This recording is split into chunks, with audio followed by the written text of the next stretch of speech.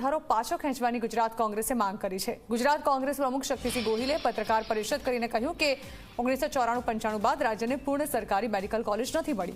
એમાં પણ આ ફી વધારાને કારણે ગરીબ અને મધ્યમ વર્ગના વિદ્યાર્થીઓના સપના રોડાઈ શકે છે। આ મામલે શક્તિસિંહ ગોહિલ મુખ્યમંત્રીને પત્ર લખી રજૂઆત કરશે। સાથે જ તેમણે કહ્યું છે કે જરૂર પડે તો એનએસયુઆઈ જલદ આંદોલન પણ કરશે।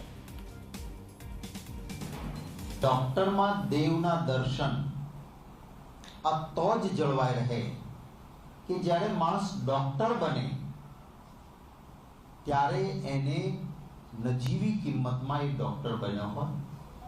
डॉक्टर बन्या छे एना माटे समाजनुं कंईक समर्थन हतुं माटे बनी शक्या छे एवुं लागे तो पछी ए डॉक्टर बने त्यारे समाजने रीपे करशे, वधारे सारी सेवा करशे। आ भावना होवाना कारणे भूतकाल में कांग्रेस की सरकारों नजीवी किंमत में डॉक्टर बने एनी चिंता करीने गवर्नमेंट मेडिकल कॉलेज रखाती। बे मेडिकल कॉलेज सरकारी मेडिकल कॉलेज गुजरात ने मળી, एक भावनगर અને એક રાજકોટ।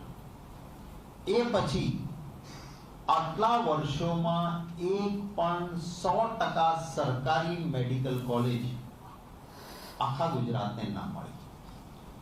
विरोध पक्षनो नेता હતો ત્યારે વિધાનસભામાં વારંવાર બોલતો હતો કે ભાઈ શા માટે સરકારી મેડિકલ કોલેજ હોવી જોઈએ એની વાત કરતો હતો।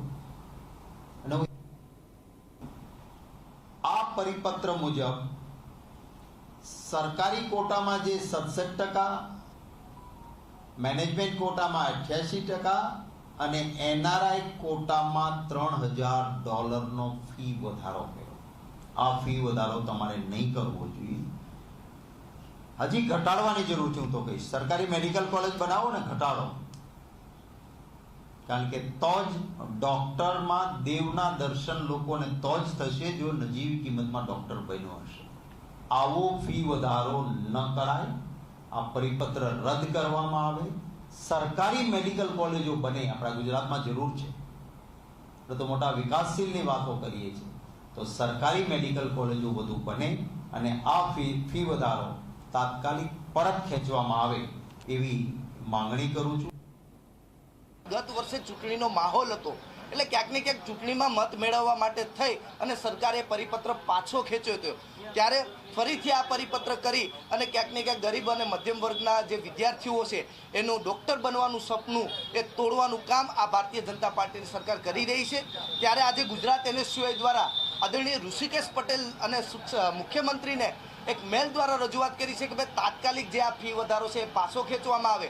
બાકી આવનારા દિવસોમાં ગુજરાત એનએસયુઆઈ ઉગ્રથી ઉગ્ર આંદોલન કરશે અને વિદ્યાર્થીઓ અને વાલીઓ માટે રોડ ઉપર ઉતરવું પડે, જે આંદોલન કરવું પડે, પણ ફી પાછી ખેંચાવીને જ ગુજરાત એનએસયુઆઈ જંપી છે।